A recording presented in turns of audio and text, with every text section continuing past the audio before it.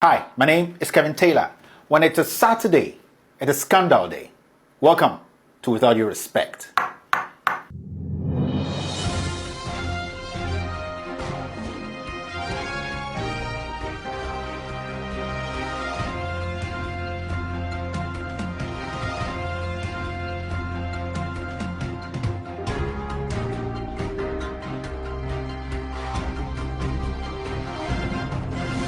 Without due respect, today I would like to tell my fellow Ghanaians that there's a very, very specific reason why I am releasing a piece on Saturday.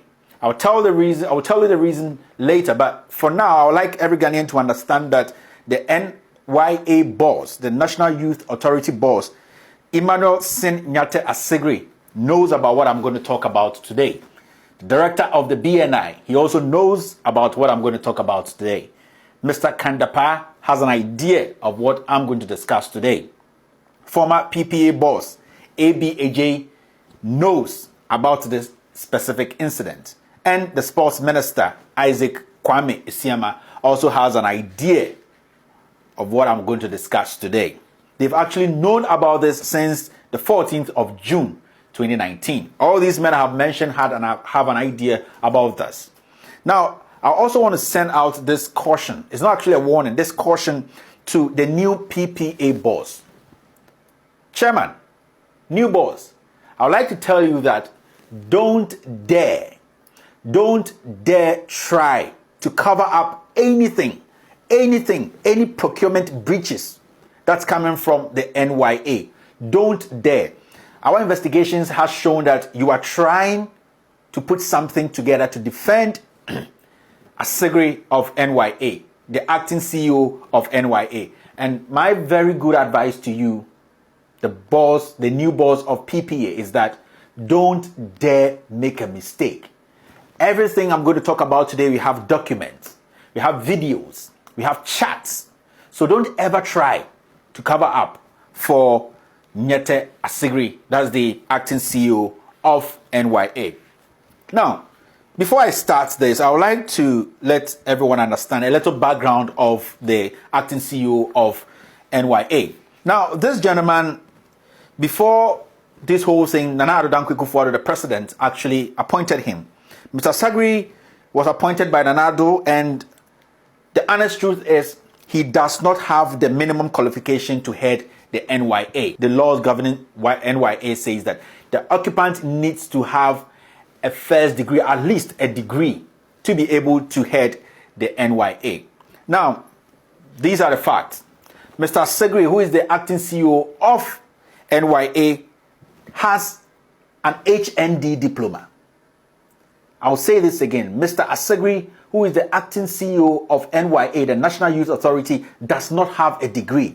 He has an HND diploma. And the funny thing is, he got this diploma from a non-accredited school. You see this? This is a document which was posted by the Accreditation Board, and it was released on July 9th, 2015. As you can see there, they say 53 fake tertiary institutions were in Ghana. And one of those institutions was Ghanata College of Art and Design. Now, I would like you to take a very close look at Mr. Emmanuel Sin Nyate Assegrey's CV. As you can see from the CV, in 2005, he attended the Ghana Institute of Management and Public Administration, and he got a certificate in administration and management. It was a certificate course. So if you look at his CV, you will see that his highest cert is in 1996. His highest cert was in Ghana College of Art and Design. It was a diploma in graphic design. 1996 is when he got this certification.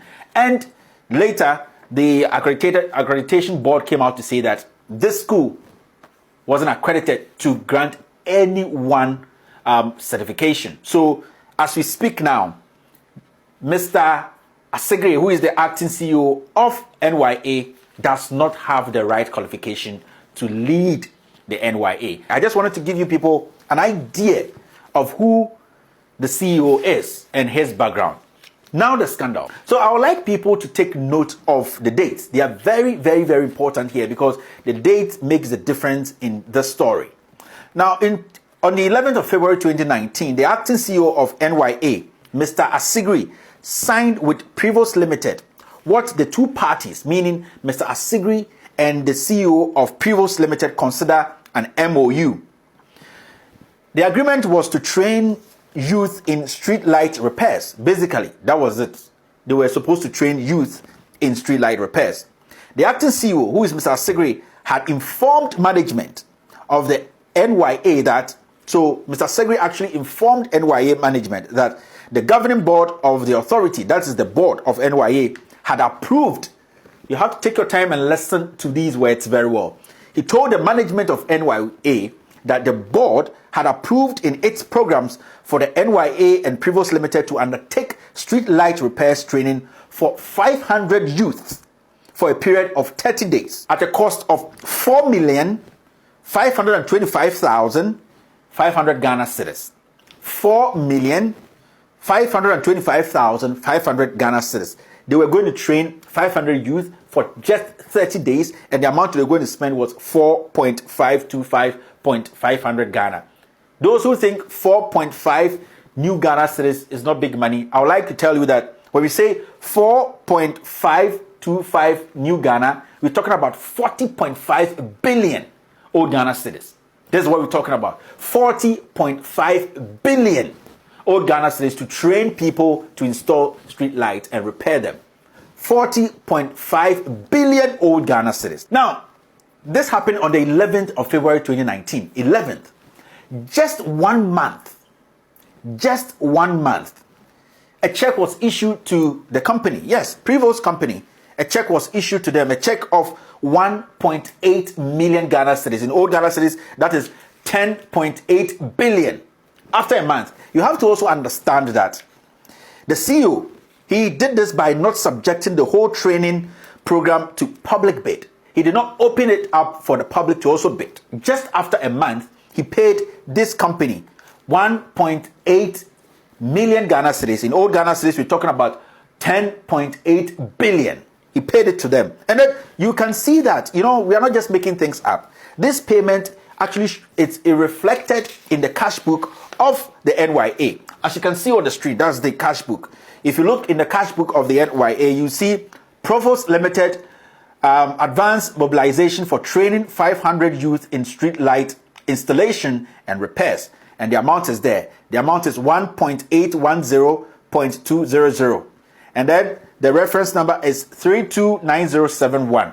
You can also see it on the bank statement of the NYA. And you can see here, the places marked blue. You can see from the description, it said Chase Check House Clearing Accra. The date is 11/03/2019. That means 11th of March 2019. The check number is 000040329071. Amount paid is 1.810.200 Ghana. 1.8 million Ghana cedis was paid just after 30 days. This gentleman, in his own wisdom, this whole thing didn't go through the board, but he told his management that the board had approved of this. So he paid his friend's company. And I'll talk about these people later. He paid his friend company 1.8 million out of the 4.5 million to start. Don't forget that 1.8 million new Ghana cedis in old Ghana cedis is 10.8 billion. Initially, the whole contract cost 40 billion old Ghana. Now let's move on. On the 28th of March 2019, there was a board meeting. Yes. And the board meeting was about so many things. Now, the people who were in that board meeting, I have the minutes here. If my producer can put it here. These are the minutes of the board meeting. It shows that 28th of March 2019. That was a board meeting. This guy had approved this deal. He told his management that the board had already approved it and that he's been given a green light to pay this company 1.8 million Ghana cedis in the first place. Now there's a board meeting. The people who were in this board meeting are Honorable Francisca Otim-Mensah, is an MP. She is the chairperson. The Honorable Emmanuel Sin-Nyet Asigri, he was at the board meeting as a member. Mr. Joshua Makubu, he was also there. Mr. Dennis Ofusuapia was a member. He was also there. Mrs. Theodora Williams-Antin, Mr. David Dan Kwame Agozo, Miss Agnes Ishon, Mr. Arnold Boateng, the chap who recently resigned from NYA board. He was also at the meeting. Mr. Arnold Boateng, he was at the meeting. Honorable Mustafa Yusuf was there. Miss Vera Redu was there. Mrs. Dorothy Akosua Oni and Mr. Frimpong Kwatin Amenin. These 12 people were all at the board meeting. And a few things came up at the board meeting, yes. A few questions came up. Honestly, Mr. Fosuapia actually raised an issue that he is the co-chair of the committee. He said he wanted to know from the chairperson the new timeline for the committee to submit its report. He further asked the CEO to inform the board the kind of information or supporting document he had concerning the request by the committee. The financial committee had requested for that transaction. They wanted to investigate it because it didn't come on the table or the board did not discuss it. Now, some things came up at this board meeting. Asegri was asked a few questions, and these were some of the questions. Like, they wanted to know the MOU on the streetlight training. The board said they wanted to know and they wanted to see the MOU, the Memorandum of Understanding on the streetlight training, meaning they didn't have the MOU. They also wanted to have evidence of the registration of the training center because this Asegri guy had told management that, oh, there's a training center where about 500 people were sitting there every day. They are training them with equipment and all of that. So they are there at the company's warehouse. 500 people. They also asked him, they wanted a breakdown of the cost, the 4.5 million. How did they come by the 4.5 million to give to that company? They also asked at the board meeting the specific motorbike as has been projected by management. Asegri in his statement said that management has decided to purchase some motorbikes and that there was an amount which was going with it. And the board wanted to know how they came by that. And all documentation on the step. That means the training, the provider and all that. So the board showed here that they didn't have an idea of the MOU between the NYA and the company they actually gave 4.5 million. Now, on the 16th of April 2019, something unique happened. The Youth and Sports Minister went to Parliament to meet the PAC, the Public Accounts Committee, and he made some emphatic statements. You know, and when he was speaking, Mr. Asagri, who is the CEO of NYA, was sitting right next to him. Yes, and this is the statement he made. He said, and it's actually a public document. I'm not making this up. It was actually on the 16th of April 2019 in Parliament. And this story was reported by Joseph Opoku Gaku on Joy News. So you can go check your documents. We are not making things up. These are documents which everyone can access. These are some of the statements he made. He said, what I have observed is that we purchase these street lights all the time. But due to lack of maintenance, they go off after a few months. And this development is affecting everyone, including members of parliament and district chief executive. So what we are embracing upon is a project to train young people on how to repair street lights and maintain them across the country. It's Siama reviewed at PAC. Now, when he was making the statement, he knew that Asagri had flouted the rules and given a contract to a company which did not deserve it. He knew that Asagri had paid 1.8 million unlawfully to Preforce Limited. But this minister went in front of Parliament to lie to Parliament. But the reason, the funny thing is, Asagri was sitting next to him. Asagri didn't make any statement. And he knew that the minister was lying to protect him. The minister knows about it. That's why when I was starting this issue, I said, these people I mentioned earlier on, they all know about it. And I'll tell you the reason why. So this sports minister, once again, has shown his dishonesty. This guy goes in front of Parliament to lie to his fellow parliamentarians, to tell them that this contract is legit and that the government is going to implement it, whilst he knows, or he knew, that Asagri had flouted the rules. It never ends there. There's a lot in here. Now, you know, when all these happened, something came up. Asagri actually realized that the board was not in favor of what he was doing. So he quickly wrote to this, my friend, A.B. Ajay. And A.B. Ajay is Asagri's very good friend. Very, very good friend.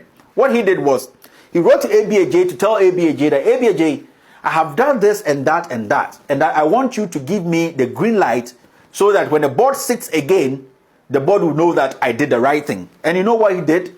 I'm going to read that to you. When he wrote to ABA Ajay who was then the boss of PPA, he said,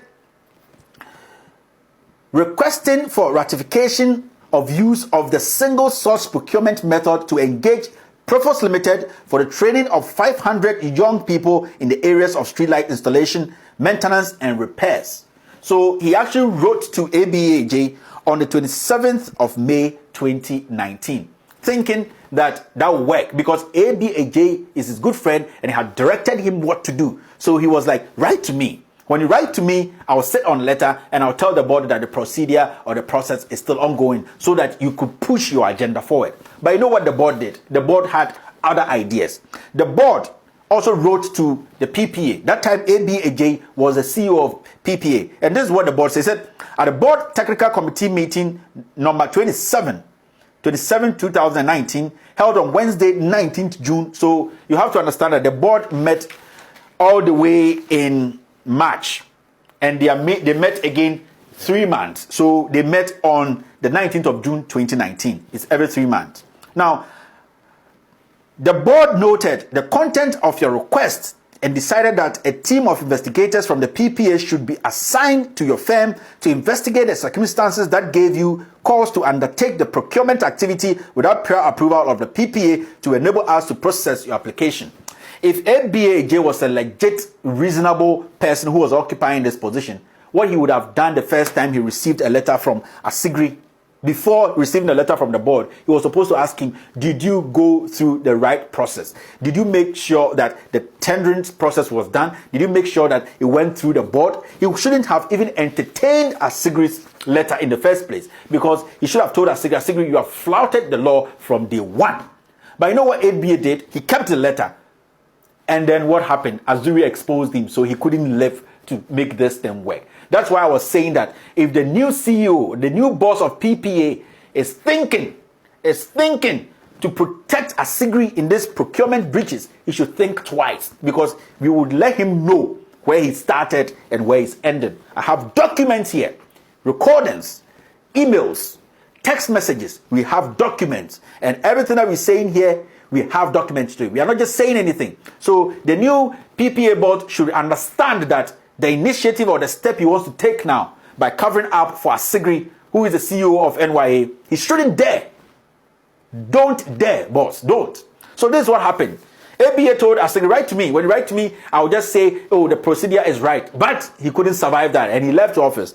But the board had other ideas. That is why you saw that young chap resign from the board, because some people from other places were pressurizing the board to make sure this deal went through. And when I say some people from the Jubilee House, they were pressurizing that this deal went through because they couldn't have taken it back. If you take it back, someone has to go to jail. Simple. Now, it doesn't end there. This is what happens. After all this, did you know that the BNI director knew about all this? The procurement breaches, the lies from management to the board of NYA, the involvement of ABAJ trying to help Asigri by writing a letter to say he's going to bring investigations before the board wrote to ABA to make sure that investigators come into this. The BNI director knew. Somebody petitioned the BNI director.